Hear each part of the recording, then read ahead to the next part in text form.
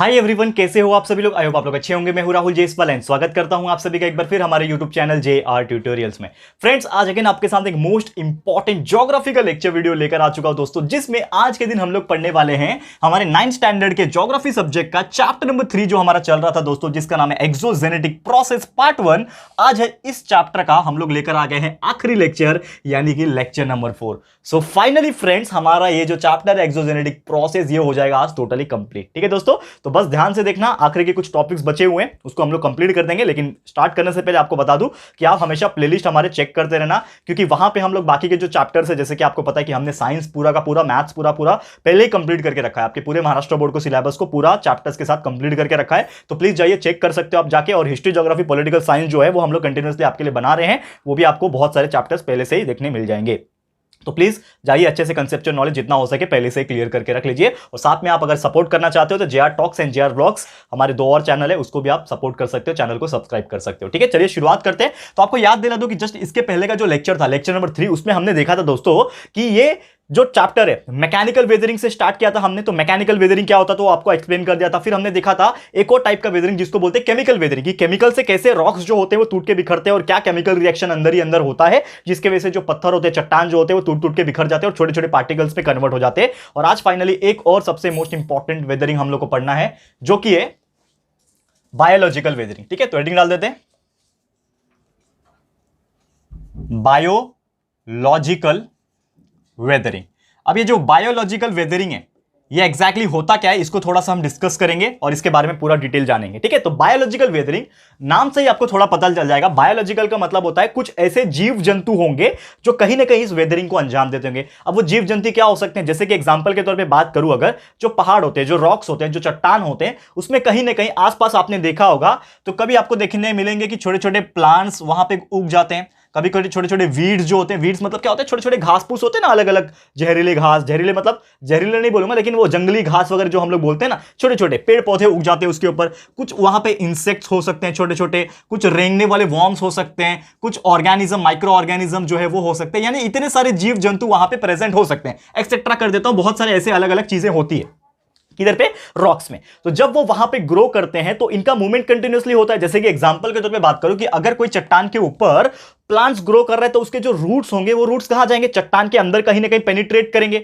समझ में आ रहा है, यानी कि एक अगर कोई चट्टान है समझ लो इतना बड़ा, तो इसमें अगर कोई प्लांट उगा है, मैं बहुत बड़ा ट्री की बात नहीं कर रहा, छोटे छोटे प्लांट्स जो उगते हैं ना, समझ लो ऐसा कुछ प्लांट्स उगा हुआ है, समझ लो। तो इसके जो रूट्स होंगे वो क्या करेंगे, इसके अंदर जाएंगे, पत्थर के अंदर जाके घुसेंगे, और पत्थर के अंदर जब वो जा रहे हैं दोस्तों तो कहीं ना कहीं वो दम लगा के पेनिट्रेट करने की कोशिश करते हैं रॉक्स के अंदर। एंड वो रॉक्स के अंदर क्या डेवलप हो जाएगा, टेंशन डेवलप हो जाएगा, एक तरीके से क्रैक, दरार क्रिएट हो जाएगी, जिसकी वजह से वेदरिंग हो सकता है। तो ये भी एक रीजन है बायोलॉजिकल वेदरिंग का। तो ऐसे बहुत सारे रीजंस आपको देखने मिलेंगे। जैसे कि एग्जांपल के तौर पे बात करूं कि बायोलॉजिकल वेदरिंग जो होता है केमिकल एंड मैकेनिकल वेदरिंग के अलावा ये भी बहुत ही ज्यादा होने वाला वेदरिंग में से एक है। एंड इसमें ज्यादातर जो रिस्पॉन्सिबल होते हैं वो प्लांट्स होते हैं, और कुछ ऐसे छोटे छोटे एनिमल्स जो होते हैं वो रिस्पॉन्सिबल होते हैं। जैसे कि एग्जांपल के तौर पे पेड़ पौधे, आपने देखा होगा कि बहुत सारे ऐसे जगह पे आप जब जाओगे, जैसे कि पुराना कोई खंडर हो गया, खंडर मतलब क्या होता है, उसमें बड़े बड़े चट्टान होते हैं, बिल्डिंग्स होते हैं, तो आपने देखा होगा कि अगर वो बहुत ज्यादा पुराना हो जाता है और वहां पे कोई आता जाता नहीं है तो वो बिल्डिंग के ऊपर भी पेड़ पौधे उगने लगते हैं, पत्तियां निकलती है, अलग अलग झाड़ फूड और छोटे छोटे घास फूस अलग अलग टाइप के,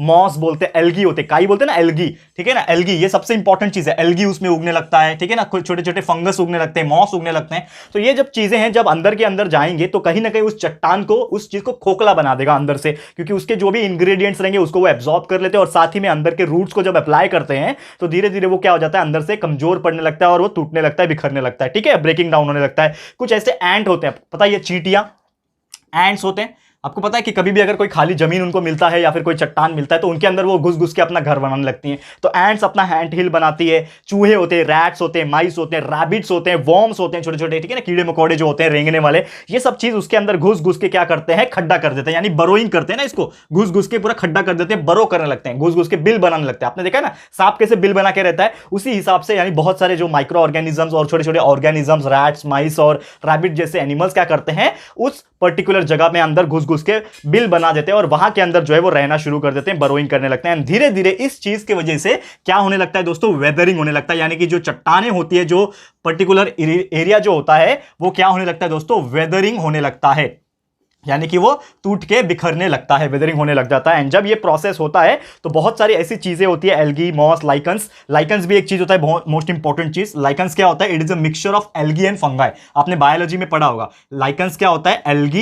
एल्गी का और एक फंगस होता है, ये दोनों को अगर मैं मिला दूं और एक नया ऑर्गेनिज्म बना दूं तो क्या बनता है? लाइकन्स बनता है। और लाइकन का इस्तेमाल लिटमस पेपर बनाने में काम आता है। ये एक्स्ट्रा चीज बता रहा हूं, 11th में पढ़ोगे जाके, लेकिन ये अभी से आपको बता दे रहा हूं, ठीक है। तो ये लाइकन्स, एल्गी और फंगस का एक तरीके का मिक्सचर होता है, लेकिन ये भी एक लिविंग ऑर्गेनिज्म है जो वो क्या करता है? रॉक्स के ऊपर ग्रो करता है, तो वो भी रॉक्स को कमजोर बना देता है। तो ये सब चीज आपको जानकारी के लिए मैं बता रहा हूं, ठीक है। तो ये सब चीज की वजह से क्या होता है? वेदरिंग पॉसिबल हो पाता है। अब ये जो वेदरिंग है ये तो आपको समझ में आ गया कि चलो इसके वजह से, इतने सारी चीजों की वजह से ये जो वेदरिंग है ये हो रहा है, लेकिन इसमें भी बहुत सारे मूवमेंट्स आ जाते हैं।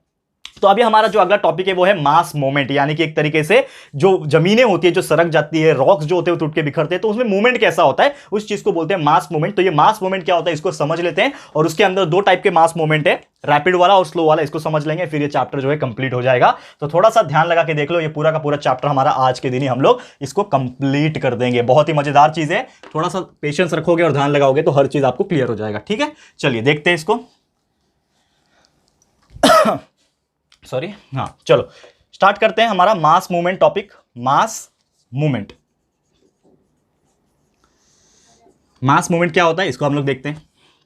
अब देखो, मास मूवमेंट बहुत सिंपल सा इसका मीनिंग है कि कोई भी चीज जब एक साथ मूव करती है तो उसको हम लोग बोलते हैं मास मूवमेंट, या फिर इसको एक और नाम दिया गया है दोस्तों, इसको हम लोग बोलते हैं मास वेस्टिंग। अब मास वेस्टिंग क्यों बोला? क्योंकि जो जमीनें हैं सरक जा रही है, कुछ चीजें क्या हो रही है? वेस्ट हो जा रही है, इसीलिए इसका नाम है मास वेस्टिंग।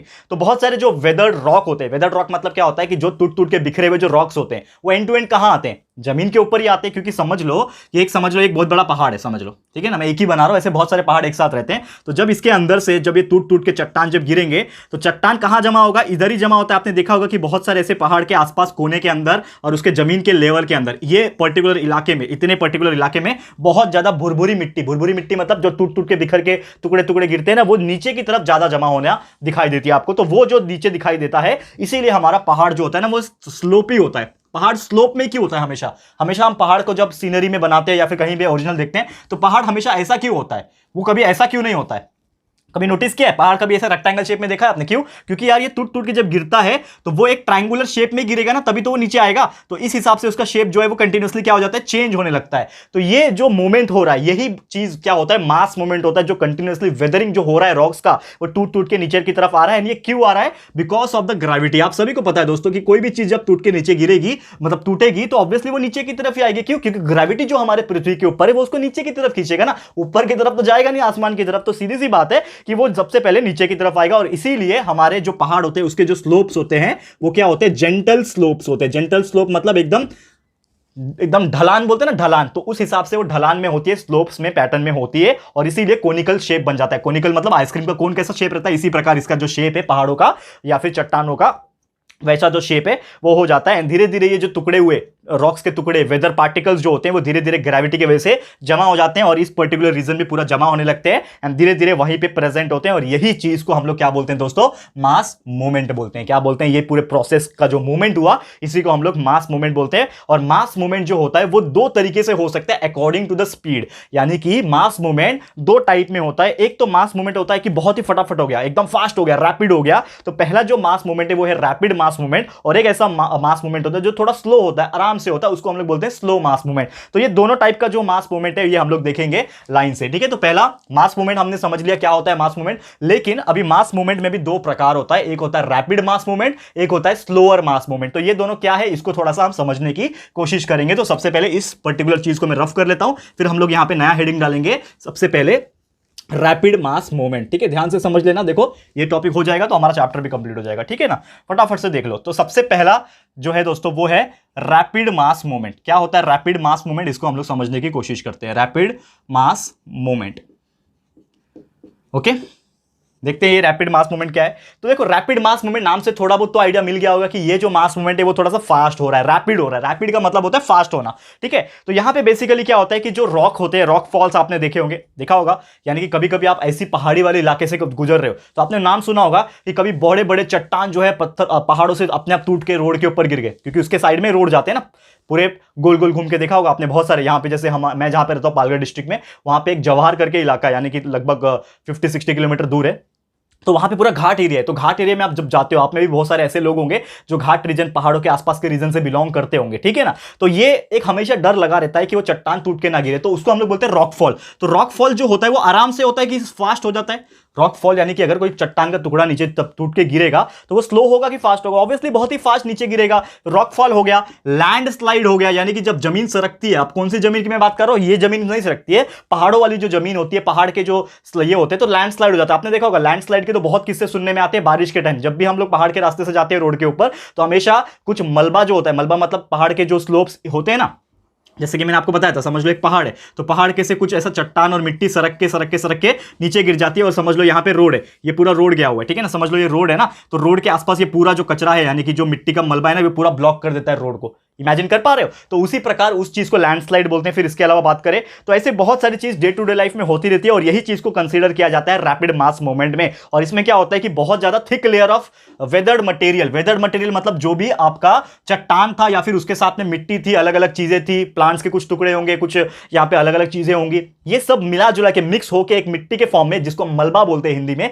पूरा का पूरा एक वेस्ट मटेरियल के फॉर्म में वो पूरा यहाँ पे एक थिक लेयर जैसा फॉर्म हो जाता है, एंड वो पूरा उस चीज को, उस एरिया को ब्लॉक कर देता है। और कभी कभी जो रेन होता है ना, ये रेन की वजह से भी होता है, क्योंकि जब बारिश जब गिरती है कंटिन्यूअसली, समझ लो ये पहाड़ी इलाके में जब बारिश गिरती है, तो इस टाइप की जो जमीन होती है इसके ऊपर, यानी कि जो रॉक्स होते हैं, इसको वो कमजोर बना देती है। जो पकड़ होती है, जो फ्रिक्शन होता है उसके बीच में, उसको कमजोर बना देती है, एंड वो स्लिप खा के नीचे की तरफ गिरते हैं, जिसके वजह से लैंडस्लाइड जैसे चीजें जो है हो पाती है, एंड जिसके वजह से बहुत सारे लोगों की जान तक चली जाती है, बहुत डैमेज हो जाता है, रोड ब्लॉक्स हो जाते हैं, ट्रैफिक जाम हो जाता है, ऐसे बहुत सारी चीजें जो है देखने मिल जाती है, ठीक है। जैसे कि एग्जांपल के तौर पे एक हुआ था the mud slide at main village of Pune district. Pune district में एक ऐसा घटना हुआ है, मड स्लाइड हुआ है, लेकिन ये आए दिन होता रहता है। खासकर हमारे महाराष्ट्र में तो चलो थोड़ा कम होता है, क्योंकि हमारे जो पहाड़ है वो बहुत ज्यादा जेंटल स्लोप वाले नहीं है। लेकिन आप कहीं दूसरे साइड जाओ, जैसे उत्तराखंड वगैरह जाओ, ये सब साइड जाओगे ना, तो हमेशा आपको देखने मिलता है कि बड़े बड़े पहाड़ से चट्टान जो है, मिट्टी हो गए, मड स्लाइड हो गए, लैंड स्लाइड हो गए, ये सब सरकते रहते हैं और बहुत ज्यादा डैमेज करते हैं। अभी रिसेंटली भी कुछ हुआ था, आपको याद होगा। तो ये सब चीज हमेशा होता रहता है। तो कुछ वेदर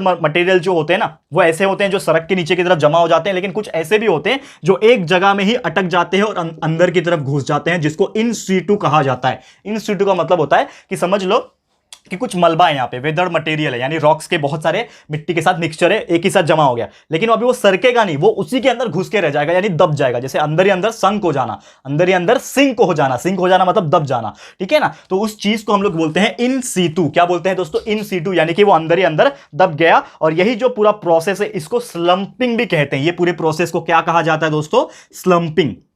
स्लंपिंग कहते हैं। तो आपको अगर कोई पूछता है व्हाट डू मीन बाय स्लंपिंग, तो आप बोल देना कि जो वेदर रॉक मटेरियल्स होते हैं, जो मलबा होता है, जब वो अपने आप अंदर की तरफ धंस जाएगा, घुस जाएगा, सिंक हो जाएगा, जिसको इन सीटू भी कहते हैं, तो वही प्रोसेस को कहा जाता है स्लंपिंग प्रोसेस। ये आपको याद रखना है। क्लियर है? तो उम्मीद करता हूं कि आपको ये चीज समझ में आ गया होगा। एंड ये जो रैपिड मास मूवमेंट होते हैं ना दोस्तों, ये कभी कभी अर्थक्वेक की वजह से भी होता है, क्योंकि जब भी अर्थक्वेक आता है तो आपको पता है पूरी जमीन हिल जाती है। तो जब जमीन हिल जाएगी तो ऐसे चट्टान, पहाड़ों के इलाके होते हैं, वो भी हिल जाती है, और उसके वजह से पूरा का पूरा जमीन या फिर लैंड जो होता है वो सड़क के, चट्टाने जो होती है वो सड़क के नीचे आ जाती है एंड पूरा दब जाता है। ये सब चीज भी होता है, यानी कि rapid mass movement is because of earthquake also, ठीक है, ये भी हम लोग बोल सकते हैं। तो उम्मीद करता हूं कि रैपिड मास मूवमेंट में क्या क्या चीजें था और कैसे हो रही है, क्या हो रहा है, ये सभी चीज मैंने एक्सप्लेन कर दिया। तो उम्मीद करता हूं कि आपको अच्छे से समझ में आ गया होगा। अब एक और टॉपिक है जिसका नाम है स्लोअर मास मूवमेंट। ये तो देख लिया हमने रैपिड मास मूवमेंट। अब एक और टाइप का मूवमेंट है, यानी अब एक मूवमेंट ऐसा होगा जो थोड़ा स्लो होगा। तो वो कौन सा मूवमेंट होता है? स्लो वाला मास मूवमेंट कैसा होता है, इसको थोड़ा सा समझने की कोशिश करते हैं, ठीक है। चलो ध्यान से देख लेना, हेडिंग डाल देते हैं दूसरा वाला। क्या नाम है? That is slow mass movement. Slow mass movement, ठीक है। तो एक था रैपिड मास मूवमेंट, जिसमें बहुत सारी चीजें फटाफट रैपिडली हो गई, फास्ट में हो गई। लेकिन जो ये स्लो जो मास मूवमेंट है, स्लोअर मास मूवमेंट जो है, इसमें क्या होता है कि ये ऐसा इलाका है, जैसे कि कुछ एरियाज जो होते हैं वो थोड़े ड्राई क्लाइमेट वाले होते हैं, थोड़े जेंटल स्लोप्स वाले होते हैं, या फिर उसके जो मास मूवमेंट होते हैं ना वो थोड़े स्लो होते हैं। क्योंकि क्या होता है कि कभी कभी कुछ पहाड़ ऐसे भी होते हैं जो थोड़े से फ्लैट टाइप होते हैं। फ्लैट मतलब क्या होता है? इस हिसाब से होते हैं, ठीक है ना, इस हिसाब से पहाड़ होते हैं, समझ लो इस हिसाब से पहाड़ है। तो इसमें जो स्लोप होने का जो चांसेस रहेंगे, इसमें जो मिट्टी सरकने की जो चांस रहेगी, समझ लो ये पहाड़ है आपका, ऐसा भी देखा है ना आपने, चपटे चपटे पहाड़ होते हैं, जैसे हमारे खासकर वेस्टर्न घाट्स के सह्याद्री की जो माउंटेन रेंज है हमारे महाराष्ट्र में, वो थोड़े से स्लोपी है, स्लोपी मतलब स्टिप है थोड़े से, ठीक है, जेंटल है। तो ये जो चीजें होती है ना, इसमें लैंड स्लाइड होने का या फिर मड स्लाइड होने का थोड़े चांसेस कम होते हैं लेकिन कम होते हैं। और ये जो मूवमेंट होते हैं वो थोड़े से स्लो होते हैं, काफी ज्यादा स्लो होते हैं, क्योंकि इनमें एक मेन रीजन ये भी है कि इनका जो क्लाइमेटिक कंडीशन होता है वो थोड़ा ड्राई होता है, ड्राई क्लाइमेट होता है। तो जब ड्राई क्लाइमेट होगा यानी कि बरसात जो होती है, बारिश जो होती है वो थोड़ी कम होती है। तो बारिश और बरसात जब कम होगी तो यानी कि ये जो मिट्टी होगी इसके सरकने के चांसेस थोड़े से कम होंगे। तो ज्यादा बारिश नहीं होगी जिसके वजह से सरकेगा तो धीरे धीरे सरकेगा, यानी फास्ट में नहीं सरकेगा। तो रैपिड मूवमेंट होने का, रैपिड मास मूवमेंट होने का सवाल नहीं उठता, बहुत ही कम चांसेस है। इसीलिए इस टाइप के मूवमेंट को हम लोग क्या बोलते हैं, स्लो मास मूवमेंट। क्या बोलते हैं दोस्तों, स्लो मास मूवमेंट बोलते हैं। और खासकर जो पेरी ग्लेशियल इलाके होते हैं, जहां पे ग्लेशियर्स वगैरह होते हैं, ठंडे इलाके जहां पे होते हैं ना, वहां पे छोटे छोटे स्मॉल लेयर्स होते हैं सॉइल के, क्योंकि वहां पे ऑलरेडी जो सॉइल का मूवमेंट है वो पहले से ही हो चुका है, तो बहुत ज्यादा उसके बाद मूवमेंट उसमें नहीं होता है। इसीलिए ऐसे इलाके, जैसे आप लद्दाख साइड चले जाओ तो वहां पे तो ऐसा कुछ सुनने में आता नहीं है, भले पहाड़ी इलाका है लेकिन फिर भी आपको ऐसा कुछ सुनने में आता नहीं है। यानी कि वो टाइम पे ऐसे जगह पे आपका जो मूवमेंट होता है लैंडस्लाइड का या फिर कोई भी चीज का मूवमेंट जो होता है वो काफी ज्यादा स्लो होता है, इसीलिए कहा जाता है इसको स्लो मास मूवमेंट। क्लियर है? तो उम्मीद करता हूं कि आपको ये चीज भी समझ में आ गया होगा बहुत ही अच्छे से। तो ये था हमारा 2 टॉपिक जिसका नाम था mass movement, rapid mass movement and slow mass movement. अब एक आखिरी टॉपिक है इस पर्टिकुलर चैप्टर का जिसका नाम है दोस्तों सॉइल इरोजन। ये तो आप सभी जानते हैं दोस्तों, बचपन में हमने बहुत बार पढ़ा हुआ ये सॉइल इरोजन क्या होता है। थोड़ा सा इसके बारे में दिया हुआ है, इसके बारे में चर्चा कर लेंगे, फिर हमारा लेक्चर जो है स्टॉप हो जाएगा और चैप्टर भी खत्म हो जाएगा। देखो इरोजन क्या होता है, जैसे वेदरिंग होता है। वेदरिंग मतलब क्या होता है, पहाड़ों का, चट्टानों का टूट टूट के नीचे बिखरना because of some external reason. Mechanical weathering हो सकता है, बायोलॉजिकल वेदरिंग हो सकता है, केमिकल वेदरिंग हो सकता है, ये हमने ऑलरेडी पढ़ लिया। लेकिन कभी कभी ऐसा भी होता है कि जब बारिश आती है या फिर कुछ एक्सटर्नल ऐसे फैक्टर्स हो जाते हैं तो वो मिट्टी जो होती है, सॉइल जो होती है, सॉइल उसको वो बहा के लेके जाती है, यानी एक जगह से दूसरे जगह पहुंचा देती है। तो जब ऐसा कभी होता है किसी भी एक्सटर्नल चीज की वजह से, खासकर पानी की वजह से, बरसात की वजह से, रेन की वजह से, फ्लड की वजह से, जब कोई मिट्टी का लेयर बह के एक जगह से दूसरी जगह चला जाता है, उसी प्रोसेस को हम लोग क्या बोलते हैं दोस्तों, सॉइल इरोजन कहते हैं। क्या बोलते हैं, सॉइल इरोजन बोलते हैं। ये चीज आपको ध्यान में रखना है, ठीक है। जैसे हवा हो गया, रनिंग वाटर हो गया, ग्लेशियर्स हो गया, सी वाटर हो गया, ग्राउंड वाटर हो गया, ये सभी चीज इरोजन को कॉज करते हैं। यानी कि आपको कोई पूछेगा कि इरोजन क्यों होता है तो कुछ भी हो सकता है, हवा की वजह से भी जाती है, नदी के बहाव से भी जाती है, समुद्र के बहाव से जाती है, ग्लेशियर्स पिघल के गिर रहा है उसके बहाव से भी जाती है, ऐसे बहुत सारे ग्राउंड वाटर से भी जाती है, ऐसे बहुत सारे रीजन आपको देखने मिलेंगे। एंड आगे आगे ऐसे बहुत सारे एजेंट्स जो होते हैं इरोजन के और बहुत सारे लैंडफॉर्म्स के होते हैं। ये सब चीज हम लोग अपने नेक्स्ट चैप्टर में, यानी कि इसके बाद जो चैप्टर्स आएगा वो सब चीज और भी ऐसे बेहतरीन तरीके से आपको एक्सप्लेन करने के लिए यहाँ पे मिलेंगे। यानी जैसे जैसे आप आगे बढ़ोगे और भी ऐसे बेहतरीन टॉपिक्स आपको मिलते जाएंगे। तो बस दोस्तों इसी के साथ हमारा ये जो लेक्चर है ये होता है समाप्त, चैप्टर खत्म हो गया यहां पे। तो फाइनली हम लोग क्या बोल सकते हैं कि हमारा chapter number 3 exogenetic process part 1 ये हो गया टोटली 100% कंप्लीट। तो बस आज के लिए इतना ही था दोस्तों, जल्द लेकर आऊंगा और भी ऐसे चैप्टर्स, बेहतरीन चैप्टर्स आपको कंटिन्यूअसली पढ़ाई करवाते रहेंगे हम लोग। तो आपको टेंशन नहीं लेना है, बस आपको हमारे प्लेलिस्ट को कंटिन्यूअसली चेक करते रहना, क्योंकि वहां पे आपके लिए बहुत सारी वीडियोस ऑलरेडी हमने अपलोड करके रखा है। तो बस आज के लिए इतना ही, ये वीडियो एंड ये पूरा का पूरा चैप्टर आपको कैसा लगा है दोस्तों, प्लीज हमें कमेंट करके बताइएगा, अपनी राय और सजेशन जरूर से दीजिएगा। वीडियो अगर पसंद आया, अच्छा लगा दोस्तों तो प्लीज वीडियो को लाइक कीजिएगा एंड शेयर जरूर करना दोस्तों, बहुत इंपॉर्टेंट होता है शेयर करना। तो फटाफट से वीडियो को शेयर कर देना अपने सारे फ्रेंड्स एंड रिलेटिव्स को। एंड साथ ही में अगर आपने अभी तक इस चैनल को सब्सक्राइब नहीं किया है तो फटाफट से हमारे चैनल को भी सब्सक्राइब कर देना, साथ में एक बेल आइकन होता है उसको भी प्रेस कर देना, ताकि फ्यूचर में हम कोई भी वीडियोस को अपलोड करेंगे तो आप लोग को नोटिफिकेशन मिलती रहेगी। ठीक है फ्रेंड्स, तो मिलते हैं हमारे अगले वीडियो में। ये वीडियो देखने के लिए thank you and good bye.